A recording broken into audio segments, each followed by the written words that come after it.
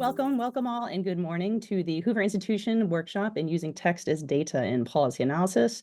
I'm Erin Baggett-Carter, and my co-organizer, Steve Davis, and I are delighted to welcome you this morning to a presentation by Christopher Berry of NYU, an assistant professor in sociology, who's going to speak this morning about measuring media freedom with word embeddings.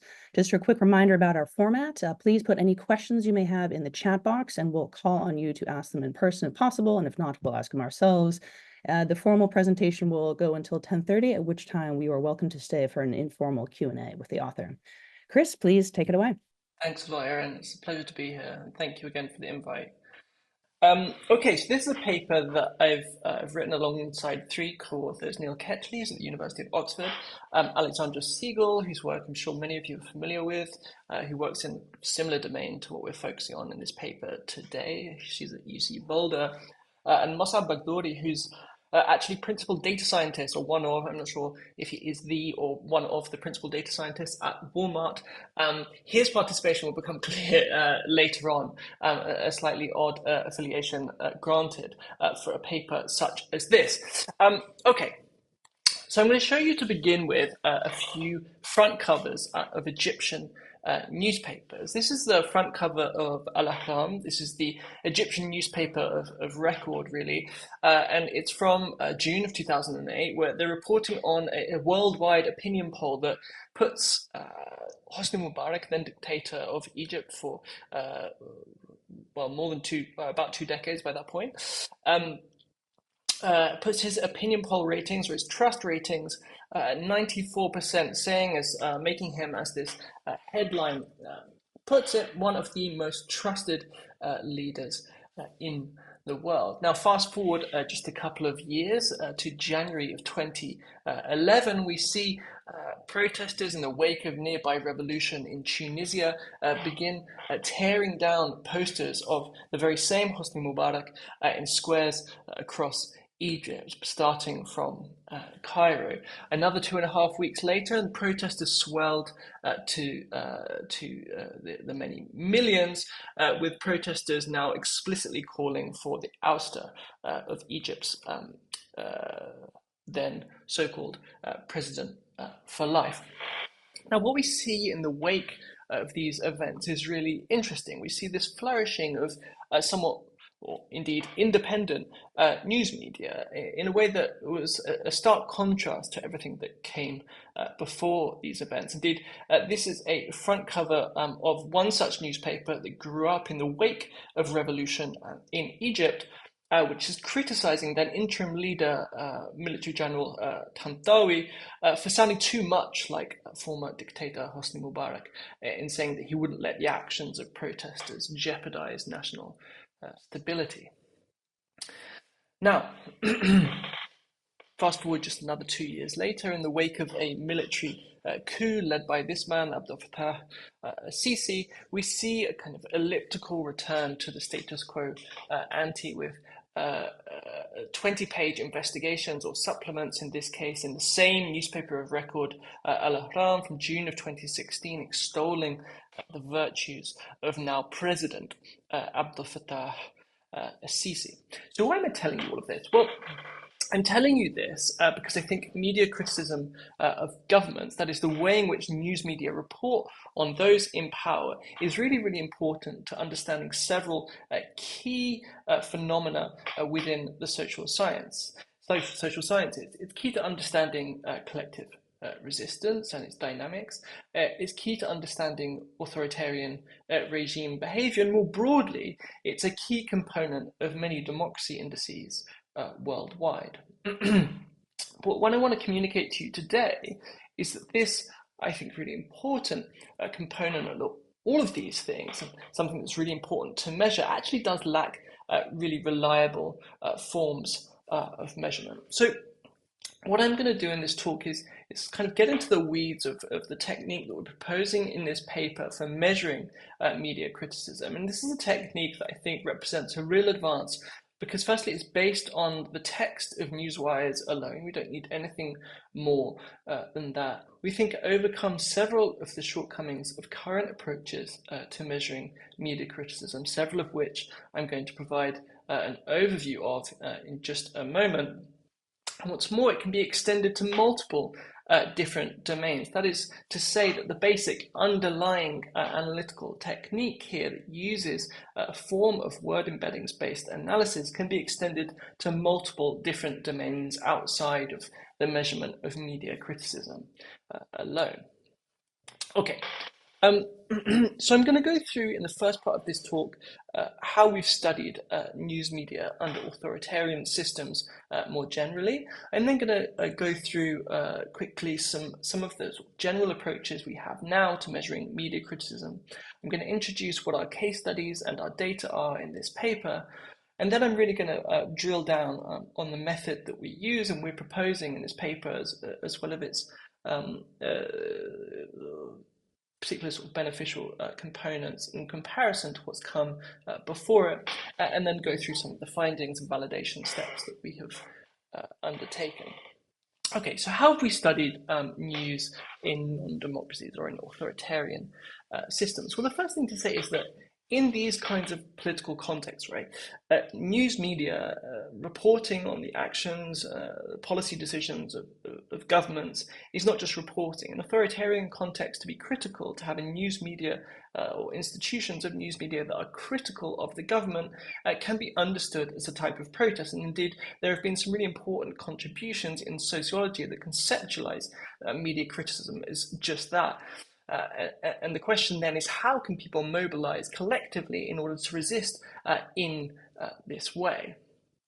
We also know from the political science literature that there are strategic benefits to critical news media. Here, the prevailing question is, if authoritarian governments have the capacity to repress critical news reporting, why is it that some is still permitted? And here the answer is that there are actually strategic benefits to critical news media because it performs an informational function that these governments otherwise wouldn't have in the absence of some kind of media freedoms. This is actually what we see a lot today, sort of contemporary authoritarian systems, if you like.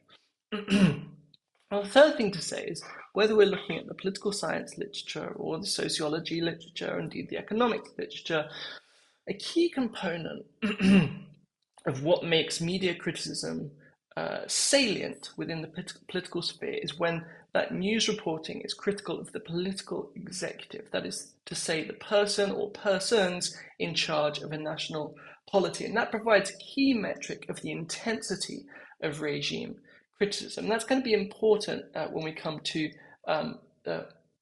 some of the more, when we come to the method that we use in this paper. But, as I said at the top of this presentation, we're not actually very good at measuring what we argue in this paper is a really important component, not only of democracy indices, but of understanding things like collective resistance, of the functioning of authoritarian regimes, and so on. So what do we do at the moment? Well, there are three main ways that we argue in this paper that people have done this today. First are these really, really rich qualitative accounts of newsrooms, and particularly newsrooms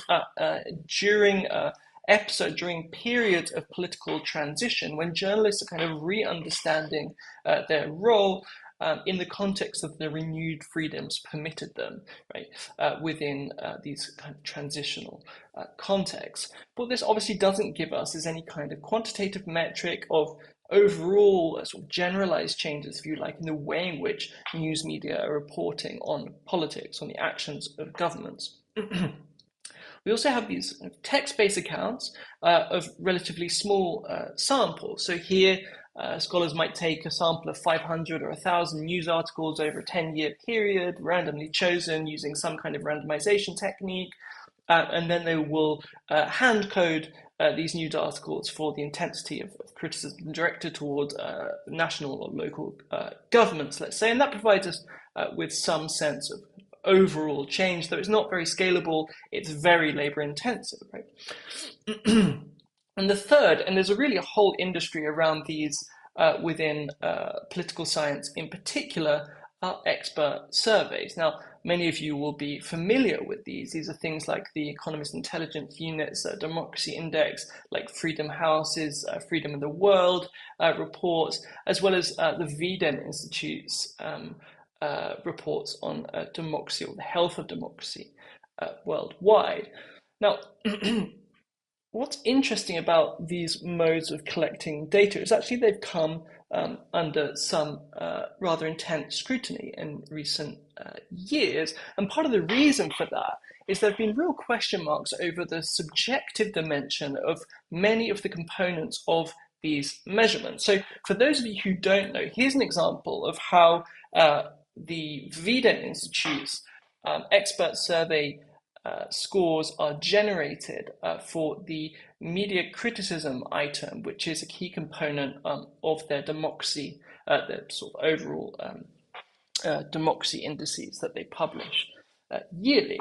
And so what they will do is they will ask individual experts, anybody in this room, I'm sure, and I've done these once or twice myself, and they will ask them here, of the major print and broadcast outlets, how many routinely criticize the government? And they will ask that question not just about the present day and about sort of countries in general, but about a particular country for a particular year. So you might be asked in 2024 how free the news media were on a scale of 0 to 3, how free the news media were in Iraq in 1954, right? And you would have to give an answer to that. Now,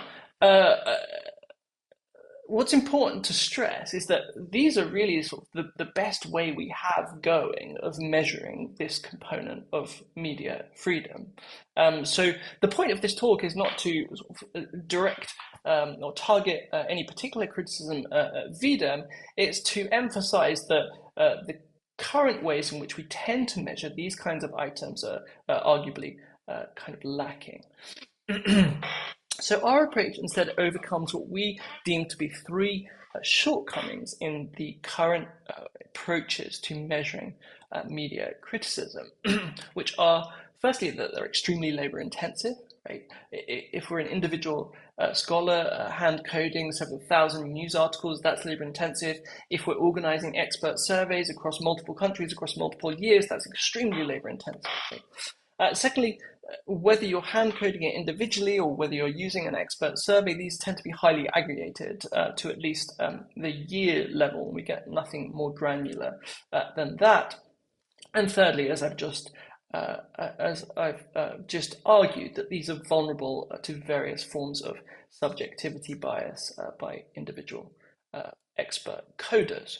Okay, so the question we're kind of asking in this paper is this: can we instead measure media criticism just using the raw text of newswires alone? And what we argue in this paper is that yes, we can. You won't be surprised to hear. And I'm going to go through now some of the ways, or the way in which we set about doing this. So what we do is we choose two, we refer to in the paper as change cases. These are cases or countries that have witnessed significant periods of political upheaval and subsequent transition. So these are Egypt and Tunisia in the Middle East and North Africa, which is our focus, obviously, in this paper. In good part because that's where the data come from, but also in good part because this is actually somewhere where we've seen significant change in this domain, that is in the news media domain and associated freedom. So what do we see in both of these cases? Well, we see in both of them political openings following the Arab Spring uprisings of 2010 to 2011. What we also see in both is a period of media liberalization that began from this moment onwards. And in Tunisia, at least until 2020, which is the end of our observation period, we see a sustained wave of democratization that follows these episodes of popular upheaval, whereas in Egypt, we see a reversion after the military-led coup of the summer of 2013. Our stability cases may surprise some of you who are area specialists, because in Saudi Arabia, for example, we did see significant elite level dissent, as we saw, just as we saw significant popular dissent in both Algeria and Morocco over various periods. But we didn't see what we didn't see in any of these countries were any change in the actual regime type, or indeed any really salient change, consequential change in media freedoms within these contexts. So we refer to these as our stability cases. Okay, and here's what the VDEM scores look like for these countries. So this kind of matches with or aligns with what I've just described about these cases. Okay, so in Egypt, we see this large uptick in media criticism following the Arab uprisings or following the Egyptian revolution of 2011, followed by a decrease to the status quo ante, or indeed even worse in the aftermath of the coup of 2013. Whereas in Tunisia, we see this uptick in media criticism, or the ability of news media to routinely criticize, as the question goes, the government. Whereas in Algeria, Morocco, and Saudi Arabia, we see relatively no change over the observation period. So this seems to align, right, with what we know to be the case about these countries. Okay. So how do we go about trying to derive some kind of measure that is cheaper, less aggregated, and less subject to, vulnerable to subjectivity bias? Well, we take this really fantastic data set. Now, this data set was, as you may have guessed by this point, collected by one of the co-authors in this paper, Mos'ab Bagdouri. It was actually started as his master's computer science project, where he tried to make a news aggregator for his home country of Morocco, and then got carried away and made one for Algeria, and then one for Egypt, and then one for Saudi, and then one for Tunisia as well. He's still doing this, by the way.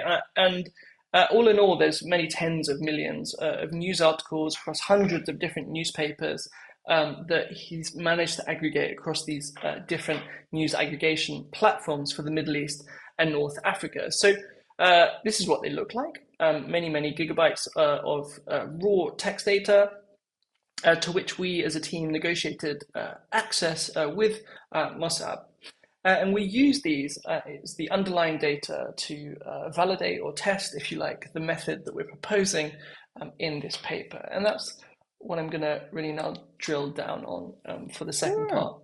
Just quickly, clarification. Yeah, absolutely. Before we get to method, this is all fascinating. Thank you. Can you tell us a little bit more about how you think about potential bias about inclusion and censorship in these news aggregator websites, which are often surveilled by autocratic governments? Yeah, that's a very good question. So they are surveilled by governments. We had this conversation with Mos'ab, and there were 2 or 3 times in which we're told that he received requests to take down information from the aggregation platforms as a result of copyright claims, rather than any kind of broader, political intervention. The other thing to say is that all this is doing is crawling news from actual news websites within the region. Okay? So anything that goes on there will, or most of it anyway, will end up on this aggregation platform. And I don't know of any additional interference that has taken place from governments that would bias things in one way or other. But yeah, I take the point. Does that answer your question? Yeah. Okay, so to get on to method, what do? Well, we use something in this paper with which I'm sure some in this room at least will be familiar, and these are called word embeddings, but it's a particular flavor of word embeddings that we're using in this paper.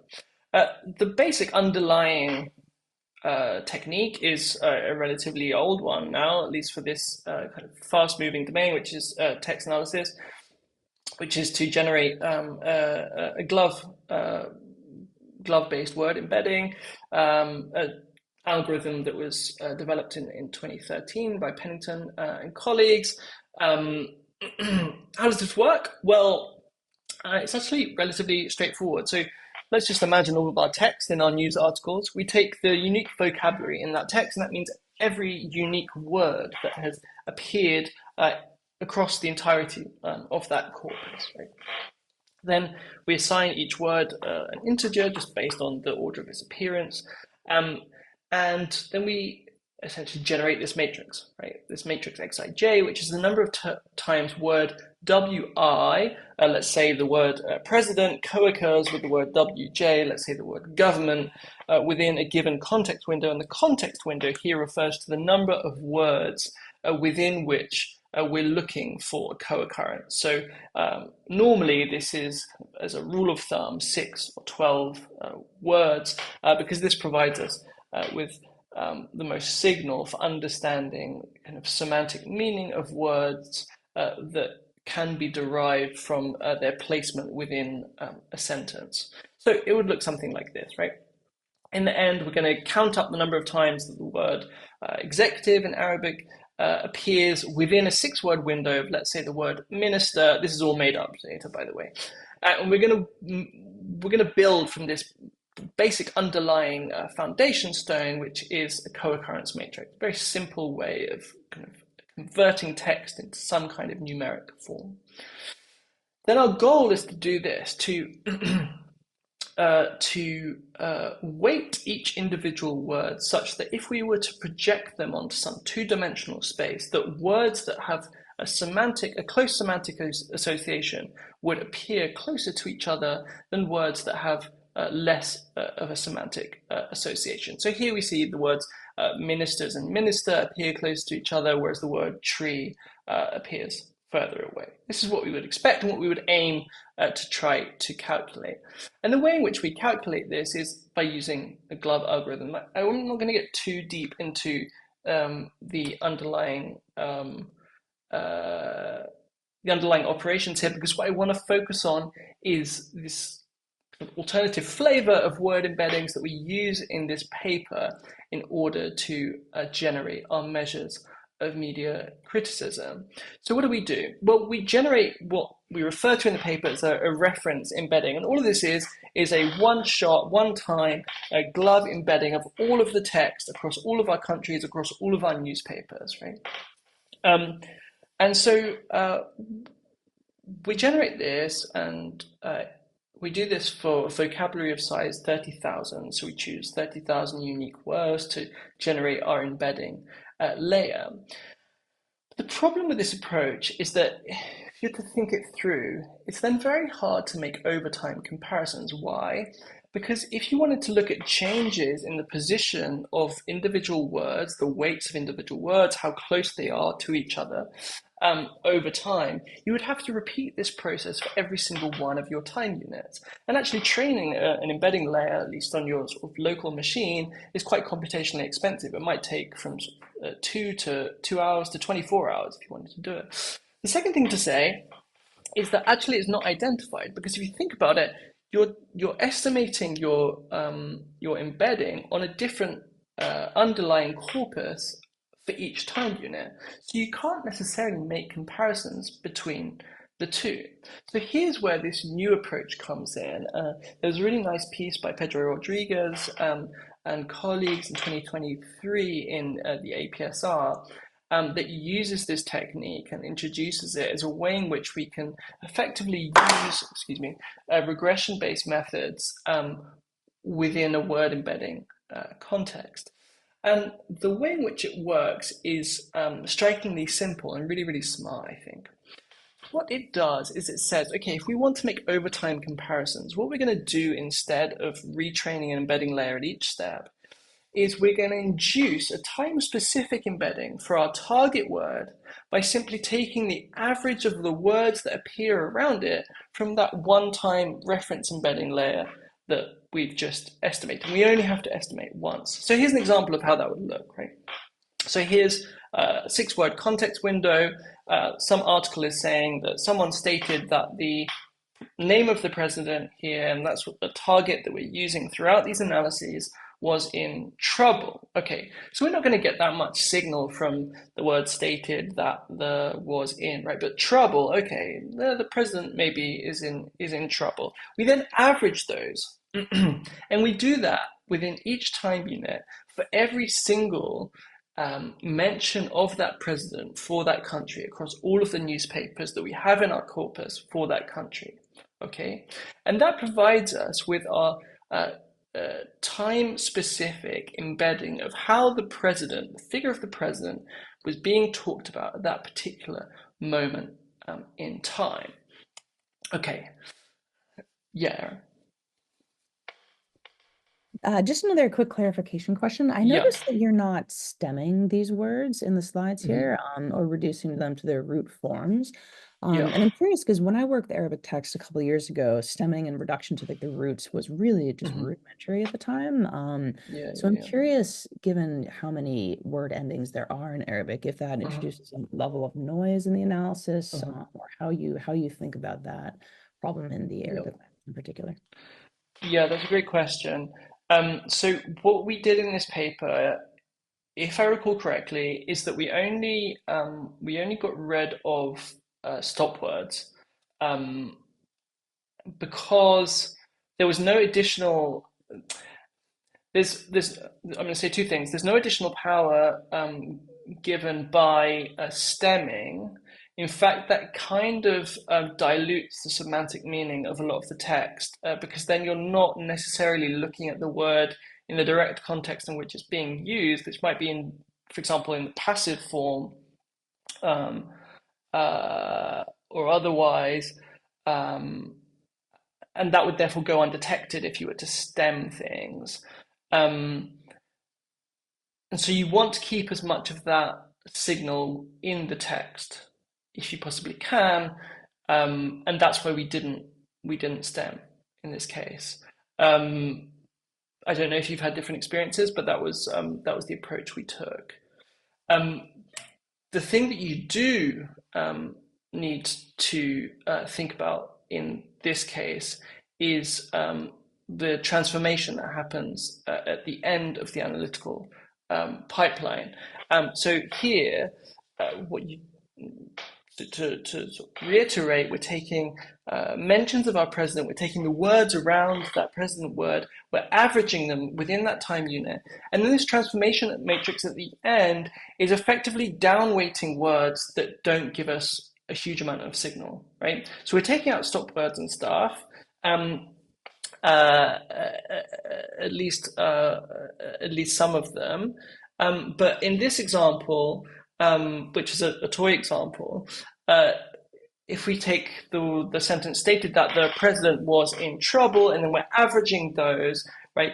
Well, transformation matrix is effectively upweighting the trouble vector because it's a less common word and it's probably giving us a little bit more signal, okay?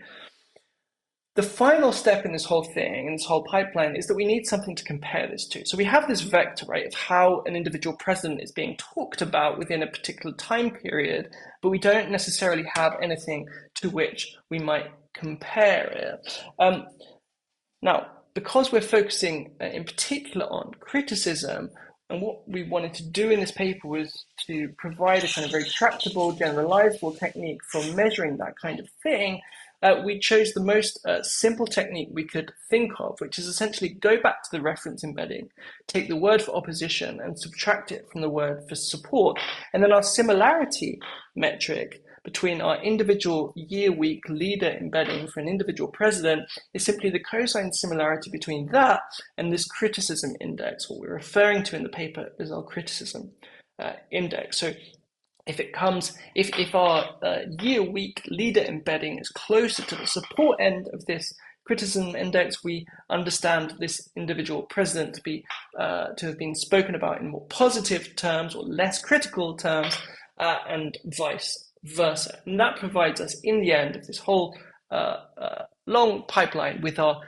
weekly embedding or weekly metric or measurement of the criticism directed at an individual president within a given country over time.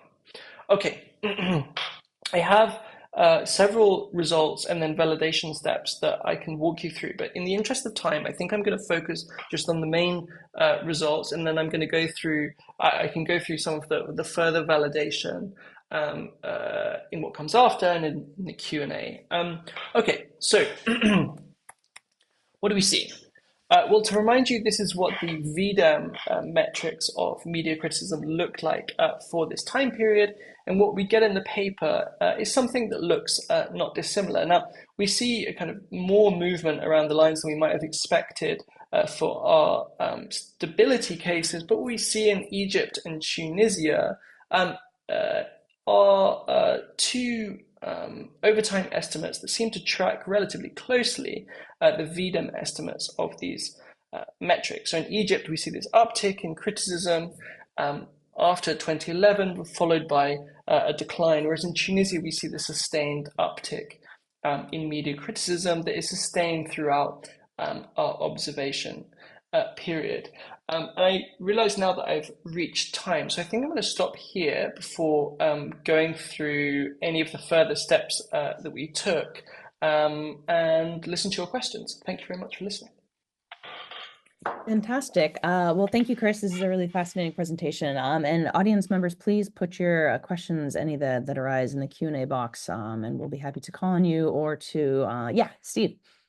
So I want to make some conceptual observations to start with.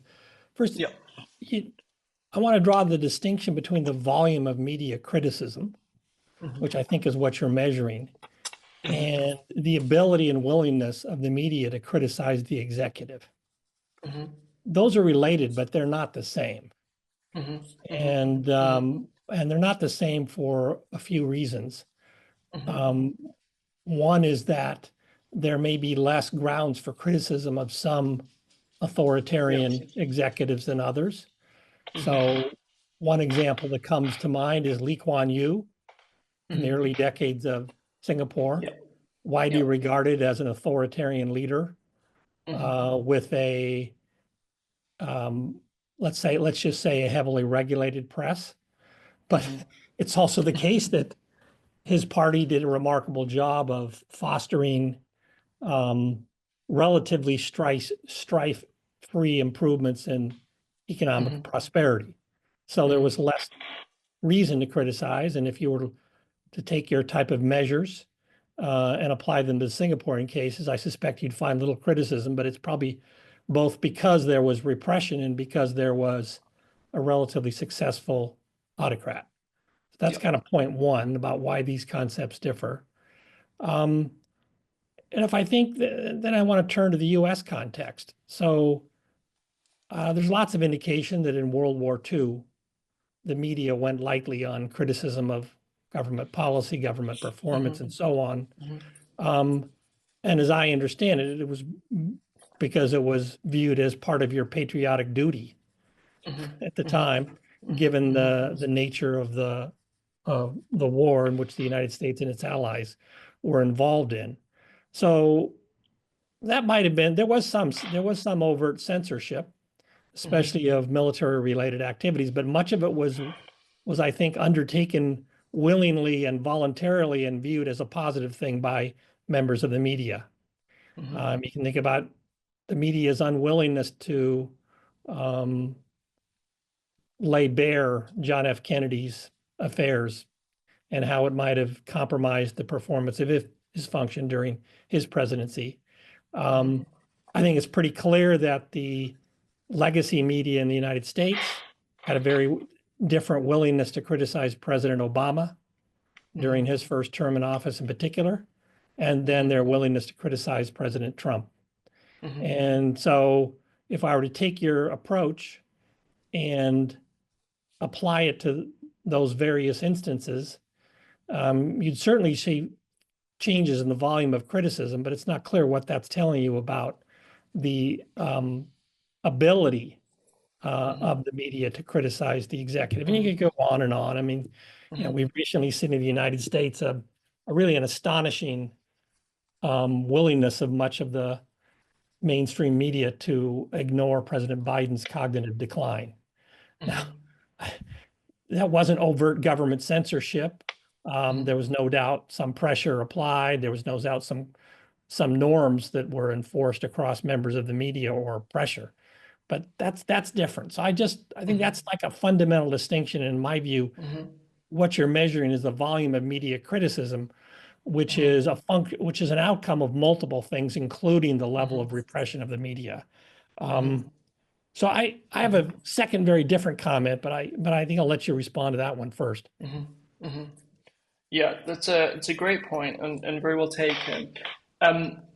So I would say one main thing in response, that what we're proposing in this paper, and we do talk about this in the discussion section, what we're proposing in this paper is not some kind of magic bullet that can measure media criticism without any kind of noise or error. What we are saying is that combined with case knowledge, we can make a convincing case that this provides us with a more granular measure of media criticism than we otherwise had. It's a less grand claim, but I think a more honest one. So that's to say, in the Egyptian case, and I have taken this. I've received similar comments from different audiences, some of whom have said, for example, well, the reason there was less media criticism of Abdel Fattah Sisi in Egypt is because his government was performing better.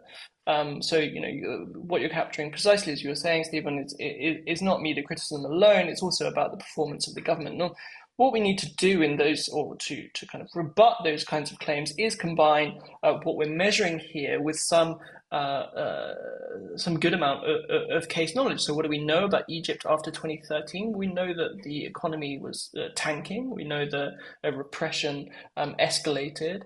And if we were to compare that to context like Singapore, we wouldn't be able to make the same arguments. Right? So if we were to see media criticism go down drastically over that period, I don't think we could reasonably make the same claim, of course. So I do think that this needs to be used with some circumspection, some caution, and it does need to be combined with a healthy dose of common sense and knowledge about the cases that you're studying. But the point is well taken. I think we could do better to make clear that we're not explicitly recreating a measure of what VDEM is measuring. I think you're absolutely right when you say that. And just to follow up on that. So just make it clear. I'm not making a criticism of your measure of media criticism. I think it's very useful to have that volume, but the case study approach is useful, but you could be more systematic about it. So suppose I implement your algorithm on dozens of countries around the world over decades. Okay.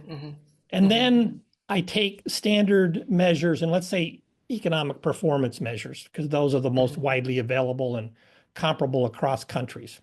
GDP growth, unemployment rates, and so on. And then I construct an index, and you might want to limit this part of the analysis to countries with relatively free media, or you might not. And but anyway, think about regressions of your kinds of measures on economic performance measures over a large sample of time periods and countries. And if you did that, for example, in countries that are widely acknowledged to have relatively free media, you would then get an index of the criticism level as a function of economic performance measures that would arise in a free media setting. That's my shorthand here. And it would then become the gap between the volume of media as you measure it and the predicted value in a free media setting. That would be a measure of of repression of criticism. So there is a way to kind of, it's another layer on top of your analysis, but there is a way, it seems to me, to get from your existing measure of media criticism to something that actually measures suppression of criticism at scale in an algorithmic way, which I take to be your ultimate goal. And based on what you said at the outset of your discussion when you described the literature, it sounds to me like that would be completely new and a major innovation relative to what's already out there. Yeah, I agree with that. It's a very good point. So we've thought through some ways of doing this. One such way, so effectively what would be useful, right, if we had some Egyptian news media outlet that had its office in London and was not subject to any kind of political intervention, right? And we had this before and after. We don't have that. What we do have are Tunisian news media outlets that also report on Egypt, right? So we could use the Tunisian news media outlets in a kind of synthetic diff and diff context to try to get precisely at what you're referring to, I think, Stephen, which is a kind of causal estimate of the effect of a given episode of political repression, in this case, the coup of 2013 in Egypt, on the extent to which news media are critical of the executive. I can quickly whiz through all of these slides, and we get that estimate here. So here we're treating the Tunisian news media as our control, right? What would happen, where Egypt would be had the coup not happened, and we can get this kind of causal estimate of this. As you can imagine, this is kind of slightly experimental, still kind of noisy, but that's what we're working with. Yeah, so this is in the direction I'm suggesting, but this is useful, but I was suggesting something which is more global in its orientation and relies on a lot of averaging across countries, and it would open up, I mean, it would open up the systematic exploration of things I think Aaron has done in other contexts, which is when do authoritarian regimes decide to repress more and less? I mean, that's a strategic dynamic consideration as well. Yeah, point taken. It's a really nice idea. Something I'll think about for sure. I had another much smaller comment, and you described the in your review of the literature, one approach is to get a bunch of human beings who are presumably trained or somewhat expert, read several hundred or 1,000 or so articles and assess them subjectively as to the extent of criticism of the executive. And as you rightly noted, that's a labor-intensive approach. Although, I've done a lot of that kind of work. It's not that labor-intensive with a small team of trained people. But the thing I wanted to ask you about is that approach is also eminently scalable. If you have 1,000, in my experience, 1,000 trainings on newspaper articles of something like, I presume that they're doing something like the extent or the tone of coverage of the executive. So it basically boils down to a scalar value of criticism, either volume or sentiment or both per article. That's scalable using machine learning methods. And I'm not saying it's better or worse than the approach you've taken, but if they're already, I don't know how deep this literature is, but if there are already multiple teams that have done that kind of thing with human readings, then you can build machine learning models and train them, test them out of sample, and scale them up. That's a different approach to a very similar set of issues, but it has many of the advantages that you noted for your approach. Yeah. So I would agree. Again, we tried to answer a question that was not unlike this. Yeah.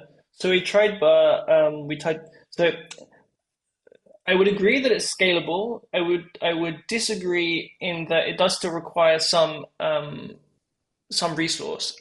When we set out on this project, we only had resource to get the data. So what we did was to hire a few people in Egypt to label some articles. So we got them to label these articles, and we do see a trend using BERT that looks not unlike, so that's on the left-hand side, looks not unlike our end results. We then used the same training data for Tunisia, and it was kind of less successful. So I do think you would have to have country-specific labels. You couldn't just train in one country and then kind of use it kind of cross-country in that sense. We also tried GPT-4, which I disliked for many reasons, but I did it because I knew that reviewers were going to ask people would ask do that as well. I'm with you. Yeah, which kind of like works as well, but for all of the familiar reasons, if it's not interpretable, it's probably not going to be accessible in a year's time. It's kind of expensive. I don't think it's a way forward. Okay. All right, good. You're already thinking along these lines, and sure. And so I'll stop there. Thanks, lots of great questions. Fantastic. Just one question before we move to a few in the Q&A box. So I'm curious, I think this is a really fantastic area looking at how independent or quasi-independent media cover dictatorships or cover constrained autocracies. So, but my suggestion to you would be, I think you should look at variants, right? So in these news aggregators, there are absolutely newspapers or media outlets more broadly that are government owned. And Yeah. what really matters, and so, it's definitely the case that many autocracies permit criticism of themselves, right? And they do so, in a way that fluctuates over time, right? So you'll see effusive coverage right before an election of the government. You'll see, real clampdowns and sort of standardization of coverage in sensitive moments in the most oppressive autocracies. So I think that what's interesting really would be the gap between media outlets that you believe are more independent or quasi-independent relative to that known autocratic baselines, right? So I think it would be really interesting to separate out your corpus by the source of media. And I think you could, there's so much interesting stuff you can discover there, right? So, once one media outlet, well, first of all, when do they step out and actually start, breaking ranks with the state, the state-owned or state-run publications? When do they break out and sort of when do you see a coverage gap emerge in regime criticism? And what happens after that, right? So after the first outlet steps out and begins to criticize or deviate from like the government line that you can establish in your corpus, if you just label which ones are state-owned, what happens after that, right? Do other ones follow? Do you see these sort of broader changes in the ecology of media criticism? One really interesting example would be the fall of Ben Ali in Tunisia, right? So there, I mean, we had a case study in that in our book, and it was kind of stunning actually. So even the state-owned newspapers permitted tons of criticism, right? So, honest propaganda. So lots of criticism of, admitting regime failings right up until the day that he fled. But what was the independent media doing? Were they pushing that? Just thinking about that dynamic, of sort of like this broader environment of different media actors. And again, I mean, Molly Roberts has really fantastic work on bloggers in China. So so what she finds is that after someone posts something that's really critical and they get taken down, they'll go and they'll do even more critical things, right? That sort of gets them angry and they want to do more sort of reporting and criticism. So I'm just really curious, thinking about that environment of these actors, acting in concert in this broader environment. I'm curious to see if you've done more with that or how you think about that, moving forward. It's a great observation and question. So the short answer is we did, and we dumped it. That's not to say that it's an uninteresting question. I think precisely the opposite. So originally we had bisected the analysis by saying, okay, what are the newspapers that were state-owned or formerly state-owned, and what are those that are kind of nominally private or independent, right? Now, a confusing dynamic here is that those newspapers in Egypt, for example, that are private slash independent, you'll also find that, there's somebody on the board who, is the cousin of somebody who was in the executive before 2011. And there are kind of things become a bit murkier once you look into what is actually going on behind the scenes. We had a similar intuition to your own, Arians, in the sense that we thought it would be super interesting to look at kind of first movers. That is to say, what we expected to see is that private newspapers were slower, or independent newspapers were slower to begin criticizing, to kind of fall into line after an event like the coup of summer 2013 in Egypt. And actually, what we saw is that there was very little difference between the timing of the shift in tone of news media reporting in the aggregate, right? As you say, we could also drill down at the outlet level into differences in reporting, and I completely agree that that would be super interesting. The difficulty here is data sparsity in a number of instances. That is to say, for a lot of the big newspapers, we have a full record over our observation period. For a lot of the smaller outlets, it becomes a lot more patchy when the crawler has broken down to the news aggregation platform, to go back to your previous question. And that means that there are gaps in our data, which means that it becomes quite difficult without of doing some kind of imputation procedure, which I'm a little bit hesitant about, to get reliable estimates at the outlet level. That's not to say it wouldn't be possible. It's just with the data that we have, it's difficult. So yeah, those are the sort of two parts of my answer. I wish we could do it, but with the data that we have, it's tricky. Yeah. Okay, thank you. Well, let's move to a question by Miguel Lopez in the chat box. Do the various sources of media carry different weights in calculating the score, given readership/audience reach? Yeah. Also, how are the social media sources coded, Facebook and TikTok, things like that? Yeah, that's a very good question. Okay, we don't introduce individual outlet level weights. That is to say, we don't weight the signal that we're getting from the text alone by the readership of the audience. What we do is we do something that kind of resembles that. And I say it resembles that because effectively what we're doing is we're sampling a percentage of each individual outlet for each individual time unit. And the big newspapers will have more contribution to that sample because they're bigger newspapers, right? By definition, they have more pages, they have more news articles. And as a result, they do contribute more signal, they contribute more of the underlying training data, if you like. As for social media, we ignore it. This is based on the newswires, on newswires alone. We don't get into social media. That's not to say that you couldn't do something like this with social media. You would need some kind of reliable random sample of a given social media platform from a given country over a given time window. And that is something that's very difficult to get, as I'm sure you know. But that's not to say that you couldn't extend this technique to social media if you had such a sample. You know, I've got another comment of a different sort. It's on the scalability point and also related to transparency and simplicity. It'd be really useful to know whether you can recover something that looks broadly similar to the outcome of your preferred method with a simple term keyword count. And the reason that's potentially powerful is it's easy to implement that across dozens of countries over decades. You know, that's kind of the whole one of the key things about the policy uncertainty enterprise that Nick Bloom and Scott Baker and I have developed is it's tremendously scalable across countries and over time. You don't need the full text. You need the full text to evaluate its performance, but that can be done at a modest level, either with human readings, which is the approach we took. In your case, you could benchmark it against the outcomes of your algorithm. So it's an open question.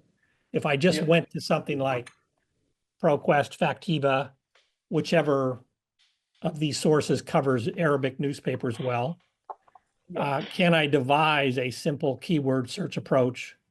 Some of these interfaces allow for Boolean operators and proximity searches, which would be extremely useful in your context, because then you could get closer to something which is simple, but in the spirit of your complex undertaking, where you're looking for criticism words or approbation words within proximity of the appearance of the executive, and then count the instance of those. Can you get something like this? If so, then you're really in business for scaling up, because it's partly a strategic consideration. Now you can hear like from Aaron's questions and from even your own remarks, you know, it's a lot. Let's compare this to various case studies. But if you could scale up your data by an order of magnitude, then we're more in the business of generating and testing hypotheses on data at scale of a sort that, you know, simply isn't feasible with other methods. So I would encourage you to give that a try. It's a different technology, but it's much simpler. It's much more scalable than what you're currently doing. In effect, in principle, your approach is scalable, but in practice, it requires access to the underlying text at scale, and that's simply either infeasible or cost prohibitive. whereas these keyword search methods are not. They can be implemented at scale. I mean, there's probably do this for more than 40 countries now on our policy uncertainty website, some going back more than a century. Right. Yeah. I hear you completely on that. Yeah. So where I would completely agree is that yes, you need the underlying raw text in order for this to be possible, to an extent, right? So, well, I'm going to say two things, right? Once you've estimated the word embedding layer here, the reference word embedding layer, you're doing something not dissimilar from just counting words, right? You're just counting words around the target word. You're looking up their weights and you're averaging them. It's maybe a step further along some analytical pipeline. It's just as fast, basically. I mean, it's seconds. You can estimate what you're seeing on the screen right now once you have the reference embedding layer. The second thing I would say is that you kind of need the. Oops! Did you just see balloons on my screen? I think that has to do with your settings, but that's okay. Yeah. Okay. I need to look at. We know a good point is coming now. Oh, exactly. Get excited.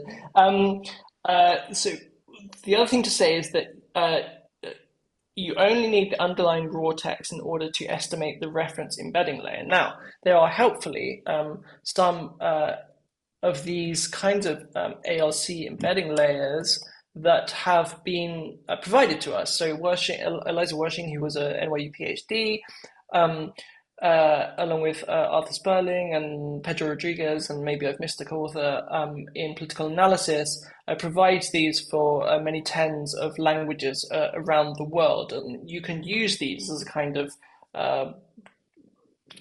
utility embedding layer for the given target language across national context. Now, if you have these, then of course all you need are the context window words around your target word. And I don't know because I haven't used Factiva data, but maybe you can get something like that without getting access to the full underlying raw text. And what we did, just to go one step further with this answer, we essentially generated a bunch of synthetic articles using here GPT 3.5.